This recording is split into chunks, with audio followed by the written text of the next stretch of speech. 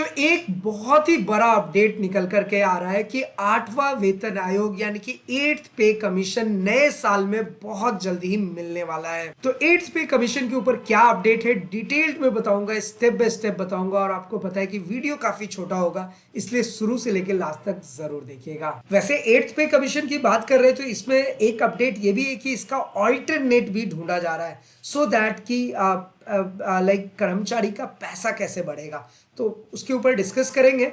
उससे पहले तो आपसे रिक्वेस्ट करूंगा कि अगर आपने ईटीएच इंडिया चैनल को सब्सक्राइब नहीं किया है, सब्सक्राइब कर लीजिए, बेल आइकन को दबा दीजिए, सो दैट ऐसे लेटेस्ट इन्फॉर्मेशन आपको हमेशा मिलते रहे। देखिए ईटीएच इंडिया के चैनल पे हम वही टॉपिक्स कवर करते हैं जो पेंशनर कर्मचारी के लिए हेल्पफुल हो। तो हम कोशिश हमेशा ये रहती है कि आपके साथ सही सटीक जानकारी शेयर करें और जो भी लेटेस्ट अपडेट है वो आप तक पहुंचाएं। स्पर्श पेंशन पोर्टल को चलाना कैसे है, ऑपरेट कैसे करना है, या फिर जीवन प्रमाण पत्र एप्लीकेशन से अपना जीवन प्रमाण पत्र यानी कि लाइफ सर्टिफिकेट कैसे सबमिट करेंगे, सिर्फ मोबाइल फोन के हेल्प से सब कुछ प्रैक्टिकली बताया हुआ है।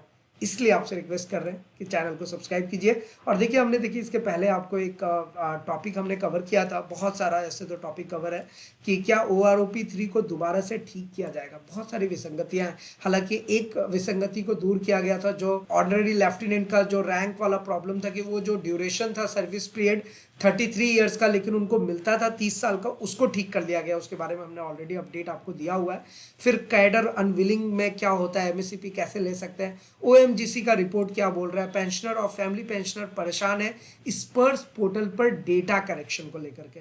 तो ये जो इंपॉर्टेंट इन्फॉर्मेशन है हमने सारी चीजें कवर की हुई है। तो आप अगर हमें सब्सक्राइब करके रखेंगे तो आपको हमेशा नोटिफिकेशन मिलता रहेगा। चलिए अब हम आते हैं अपने टॉपिक पर 8th पे कमीशन को लेकर के। तो 8th पे कमीशन के ऊपर अपडेट क्या है इसे एक बार अच्छे से समझ लेते हैं। हाल ही में 8th पे कमीशन को लेकर भी बहुत सारी खबरें सामने आ रही थी, यानी कि 7वें वेतन आयोग 7th पे कमीशन को लागू हुए काफी समय हो गया। ये तो हम सबको पता है कि 7th पे कमीशन को लागू हुए ऑलमोस्ट 10 साल हो गए। अगले साल दिसंबर में तो इसे लागू हुए 10 साल पूरे हो जाएंगे, जो मैंने अभी आपको बताया। तो सरकार ने अभी तक 8वें वेतन आयोग को लेकर कोई भी अपडेट जारी नहीं किया है, लेकिन संकेत के तौर पर बता दिया था कि अब कुछ अलग सिस्टम से ही कर्मचारियों की सैलरी में बढ़ोतरी की जाएगी। जल्दी ही कोई नई व्यवस्था लागू की जा सकती है। जैसे कि मैंने आपको देखिए वीडियो के स्टार्टिंग में ही हिंट किया था आपको कि 8th पे कमीशन को लेकर के क्या है कि एक नए सिस्टम की बात की जा रही है। हालांकि देखिए हम सरकार से यही उम्मीद करते हैं कि वो सीधा सीधी 8th पे कमीशन को लेकर के ये घुमा फिरा करके बात नहीं करे, और जो फैक्ट बात होता है वही मैं हमेशा करता हूँ। इसलिए मैं तो सरकार से यही कहूंगा कि ये जो घुमा फिरा करके बात करने वाली बात है ना कि लाइक हम एक नया ऑल्टरनेटिव सिस्टम लाएंगे जिससे कर्मचारी का सैलरी में हाइक मिलेगा, बढ़ोतरी मिलेगा, भैया ये सब ना करें। सीधा सीधी 8th पे कमीशन लाइए, 10 साल होने जा रहा है, आपका कोई स्टैंड होना चाहिए ऐसे में सरकार का, तभी जाकर के कोई अपडेट आएगा। लेकिन चूंकि अभी 8th पे कमीशन का नया अपडेट क्या है उसके ऊपर आज हमने टॉपिक कवर करना है। तो संकेत अंदर से यही निकल करके आ रही है, बात सूत्रों के मुताबिक यही पता चल रहा है कि 8th पे कमीशन पर एक नया सिस्टम सरकार जारी करने के लिए सोच रही है, ताकि कर्मचारी का पेंशन सैलरी जो है वो हाइक हो। तो अब क्या होता है वो तो बताएंगे, लेकिन एक न्यूज मैं आपको और पढ़ के सुनाता हूं। देखिए यहां पर साफ साफ लिखा हुआ है कि जानकारी के अनुसार सरकार एक नया परफॉर्मेंस बेस्ड सिस्टम जो ला सकती है। जो मैं अभी बात कर रहा था ना कि 8th पे कमीशन के जगह पर वो एक ऑल्टरनेटिव सिस्टम बना रहे हैं जिसका नाम है NPS। आपने नाम सुना होगा। तो ये नेशनल पेंशन स्कीम की बात नहीं कर रहा, उसके बारे में हमने डिटेल में बताया हुआ है उस स्कीम के बारे में। ये बात है NPS का मतलब नॉन परफॉर्मेंस बेस्ड सिस्टम की new performance based system, sorry non नहीं है, ये न्यू परफॉर्मेंस बेस्ड सिस्टम है कि ये एक ऐसा सिस्टम सरकार लाएगी जिससे 8th पे कमीशन का ये ऑल्टरनेटिव होगा और इसके अनुसार कर्मचारी को बढ़ा हुआ सैलरी भी दिखेगा। देखिए यहाँ पर इन्होंने लिखा है कि जिससे कर्मचारी की salary government employee salary hike में बढ़ोतरी हो सकती है। हालांकि अभी सरकार ने इस बारे में कोई निर्णय नहीं लिया है, लेकिन फरवरी में पेश होने वाले बजट में इस सिस्टम पर अमल शुरू हो जाए। ये संकेत जो मैं आपको बता रहा हूँ ना, आपको तो पता ही है, जो हमारे पुराने सब्सक्राइबर्स हैं जो हमें शुरू से जानते हैं उनको पता है कि जो हम इंफॉर्मेशन देते हैं वो पूरा रिसर्च करके अच्छे से पता करके तभी आप तक पहुंचाते हैं। ये तो आप सबको पता है, क्योंकि जितनी भी इंफॉर्मेशन हमने दी है सारी सही और सटीक दी है। जब OROP 3 में ऑनरेरी लेफ्टिनेंट का वो विसंगति दूर होने वाला था, तो हमने पहले ही आपको बता दिया था क्योंकि अंदर से बात निकल करके आ रही थी। और हमने वहाँ पर ये भी रिक्वेस्ट किया था कि ORs और JCOs का प्रॉब्लम भी दूर होना चाहिए। साथ ही साथ अभी जो मैं आपको 8th पे कमीशन की बात कर रहे हैं, तो ये 8वें वेतन आयोग में भी लागू जो है वो न्यू परफॉर्मेंस बेस्ड सिस्टम ही लागू सरकार करेगी। हालांकि ये करना नहीं चाहिए, सरकार को सीधा सीधी सिस्टम लेकर के आना चाहिए जिससे डायरेक्ट बेनिफिट मिले, लेकिन ये अंदर की बात है और आप देखिएगा अभी तो इसके ऊपर अपडेट आना ही है और जब अपडेट आएगा तो आपको सारी चीज़ें क्लियर हो जाएंगी। एक इसके साथ अपडेट और है, वो है ये तो 8th पे कमीशन की बात कर रहा हूँ मैं, इसके साथ एक अपडेट जो है वो है 18 महीने के DA एरियर को लेकर के, जो कि कोरोना के टाइम पर रोक लिया गया था, जो कि 2020 की बात कर रहा हूँ मैं, मतलब 4 साल पहले की बात, जनवरी 2020, जुलाई 2020 और फिर जनवरी 2021, तो 6/6/12 और फिर 6/18, यही 18 महीने का जो एरियर है इसको सरकार ने स्थगित कर दिया गया था। रीजन क्या है देखिए, इसके पहले के वीडियो में बताया हुआ है आपको, क्योंकि कोरोना का टाइम था, उस टाइम पर देश का आर्थिक संकट में था, तो जाहिर सी बात है कि सरकार ने रोक लिया था, पोस्टपोन कर दिया था। लेकिन अभी आर्थिक स्थिति ठीक है, सरकार को इसके ऊपर काम करना चाहिए और हमेशा हम आवाज उठाते रहते हैं। आपको भी आपका क्या राय है वो बताना चाहिए। हालांकि देखिए सरकार का ना इन सब चीजों पे कोई बढ़िया स्टैंड देखने को नहीं मिल रहा, बट उनको इसके ऊपर काम करना चाहिए। जो बकाया राशि है वो भी दे देना चाहिए, उसको पोस्टपोन अब तक नहीं रखना चाहिए क्योंकि 4 साल से ज़्यादा हो गया और अब नया साल आ गया।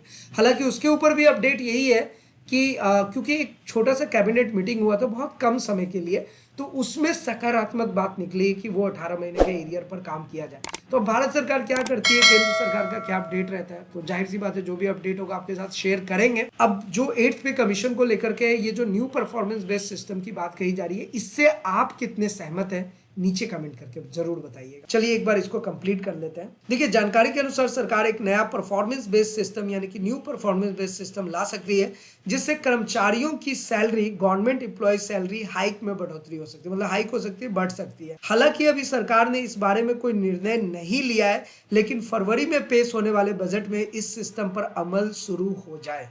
तो जो फरवरी में अभी नए साल में जो बजट अभी पेश होगा उसमें ये अमल लाया जा सकता है। अब देखिए क्या होता है, हालांकि मेरे हिसाब से सभी पार्टियों को, जितने भी लोग हैं, सबको इसके बारे में लाइक अपोज ही करना चाहिए, क्योंकि सरकार को सीधा सीधी 8th पे कमीशन लाना चाहिए। कोई नया ऑल्टरनेटिव बनाने का कोई मतलब नहीं है। उससे जो हाइक है, जो बेनिफिट है, जो बढ़ोतरी है सैलरी और पेंशन में, वो नहीं मिल पाएगा। और देखिए मैंने आपको एक चीज़ बताया कि जब भी हम महंगाई भत्ता और महंगाई राहत की बात करते हैं ना, तो आप सिनारियो देखें।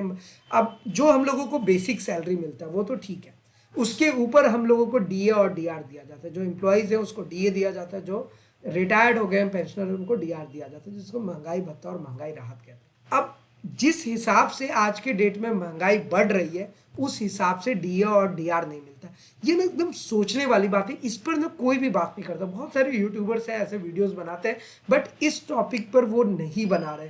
हालांकि मैं आपको बता दूं कि इस टॉपिक्स को कवर होना चाहिए। अब आप खुद से सोचिए, हम तो डेली मार्केट जा रहे हैं, डेली महंगाई देख रहे हैं, सब कुछ समझ आ रहा है कि महंगाई का स्पीड किस तरीके से बढ़ रहा है, और DA DR का वही 1%, 2%, 3% की बात कही जाती है। क्यों होता है ऐसा? इसका सबसे बड़ा रीजन पता है कि ये ना एकदम लूप होल है और इतना बड़ा प्रॉब्लम है, इस पर कोई ध्यान ही नहीं दे, क्योंकि हमारे सैलरी का, हमारे पेंशन का फॉर्मूला ही गलत बना। अब उसी फॉर्मूला को रटी रटाई जो एक चीज स्थापित हो गई, उसी को चलाते आ रहे हैं, और तो ये प्रॉब्लम हो रहा है। अब OROP में क्या प्रॉब्लम है? 1 रैंक 1 पेंशन की अगर हम बात करते हैं, उसमें प्रॉब्लम यही है ना, जो शुरू से प्रॉब्लम था वही प्रॉब्लम अभी रिपीट होते जा रहा है, अभी तक रिपीट हो रहा है। अब आने वाले टाइम पर OROP 4 मिलेगा, OROP 5 मिलेगा, सब में यही रिपीट होंगे, क्योंकि वो लूप होल जो प्रॉब्लम उसको शॉर्ट आउट ही नहीं कर रहे।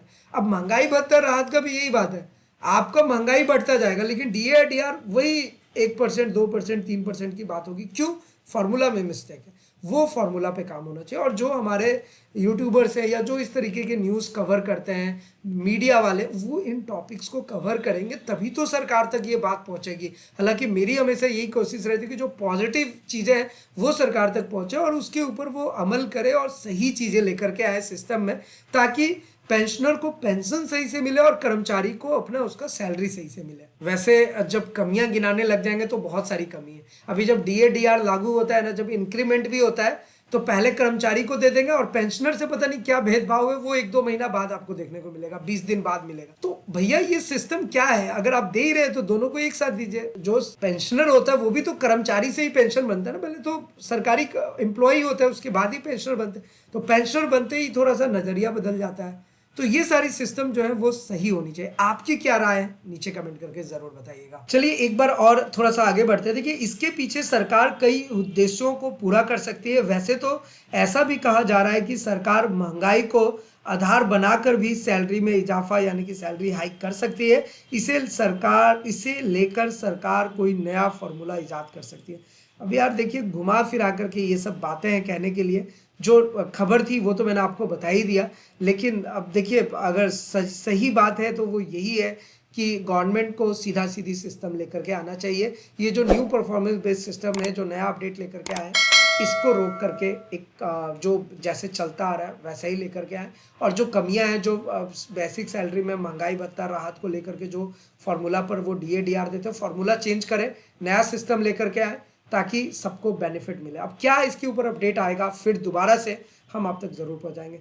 वैसे स्पर्श पेंशन पोर्टल को आप खुद से लॉगिन करना बिल्कुल सीखिए। और हमारे चैनल को अगर सब्सक्राइब करके रखा है आपने तो हमने ऑलरेडी इसके बारे में बहुत ही डिटेल्ड में अच्छे तरीके से बताया हुआ है, तो आप वो ज़रूर चेक कीजिएगा। आपका लाइफ सर्टिफिकेट तो बहुत लोगों ने भर लिया होगा, नया साल भी आ गया है। ज़्यादातर पेंशनर का लाइफ सर्टिफिकेट का ड्यू डेट सितंबर, अक्टूबर, नवंबर, दिसंबर होता है। कुछ लोगों का जनवरी, फरवरी भी है। तो जाहिर सी बात है कि अगर आपका लाइफ सर्टिफिकेट ड्यू डेट जनवरी 2025 है तो जनवरी में जमा कीजिए, फरवरी है तो फरवरी में जमा कीजिए। जिस मंथ में आपका ड्यू डेट दिखे उसी मंथ में जमा कर दीजिए। और आपका लाइफ सर्टिफिकेट जैसे ही आप जमा करते हैं किसी भी मीडियम से, चाहे बैंक में जा करके, क्योंकि SBI वाले तो डायरेक्ट बैंक में जा करके जमा कर सकते हैं, और अगर आप अपने मोबाइल फ़ोन से जमा कर रहे हैं तो आप अपना स्टेटस भी चेक कीजिए बिना लॉगिन किए हुए। देखिए जैसे ही ना आप यहाँ पर रिफ्रेश करेंगे स्पर्श पेंशन पोर्टल, अपने मोबाइल फ़ोन कंप्यूटर में खोलेंगे, यहाँ पे क्लिक हेयर का मैसेज आता है, दबाइए इसको, अपना बैंक अकाउंट नंबर डालिए, यहाँ पे अपना पर्सनल नंबर डालिए और उसके बाद आपको सारा डिटेल आ जाएगा। हालांकि इसके बारे में हमने डिटेल में बताया हुआ है, बिना लॉगिन किए हुए ये सारी चीज़ें चेक कर सकते हैं। तो आप एकदम अपडेटेड रहिए, खुद से कीजिए। कोई प्रॉब्लम आए आप हमारे साथ नीचे कमेंट करके ज़रूर पूछिएगा। साथ ही साथ अगर आप कोई एडवाइस देना चाहते हैं, कोई सुझाव देना चाहते हैं, वो भी आप हमारे साथ जरूर शेयर करें।